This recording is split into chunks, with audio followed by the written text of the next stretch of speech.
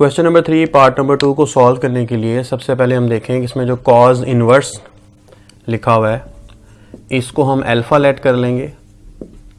Cause inverse 1/2, cause को left side पे shift करेंगे तो कॉज अल्फा इक्वल टू 1/2। इसकी हम रेंज लिख देंगे कॉज इन्वर्स की 0 से पाई। इसके बाद हमें ये देखना है कि कॉस की वैल्यू किस एंगल पर 1/2 आती है। और वो तो मुख्तलिफ वैल्यूज़ पे आती होगी, लेकिन हमें सिर्फ इस इंटरवल में से देखना है। तो ये जो इंटरवल है ये सिर्फ फर्स्ट और सेकंड इन दो क्वाड्रेंट्स में होती है। ये फर्स्ट क्वाड्रेंट है, सेकंड क्वाड्रेंट है। 0 से पाई ये वाला इंटरवल बनता है। फर्स्ट क्वाड्रेंट में कॉस की वैल्यू पॉजिटिव होती है, सेकंड क्वाड्रेंट में कॉस की वैल्यू नेगेटिव होती है। हमारे पास जो वैल्यू है क्वेश्चन में वो पॉजिटिव है। इसका मतलब है कि हमने फर्स्ट क्वाड्रेंट के एंगल को देखना है। तो फर्स्ट क्वाड्रेंट में किस एंगल में, यानी 0 से 90 या 0 से π/2 में कौन सा ऐसा एंगल है जिस पे कॉज अप्लाई करते हैं तो आंसर 1/2 आता है। 60 डिग्री यानी π/3। तो ये हमने लिख दिया। इसका मतलब ये हुआ कि जो अल्फा की वैल्यू है वो है π/3। अब हम अल्फा की वैल्यू को इक्वेशन नंबर 1 में पुट कर देते हैं।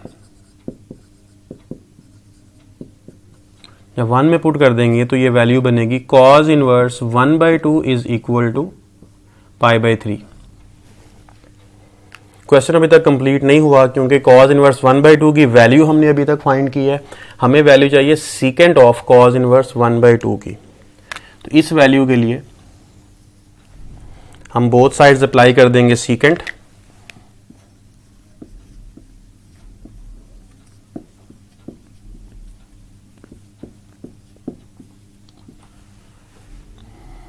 सीकेंट अप्लाई करने से ये बन जाएगा cos inverse 1/2 is equal to secant π/3।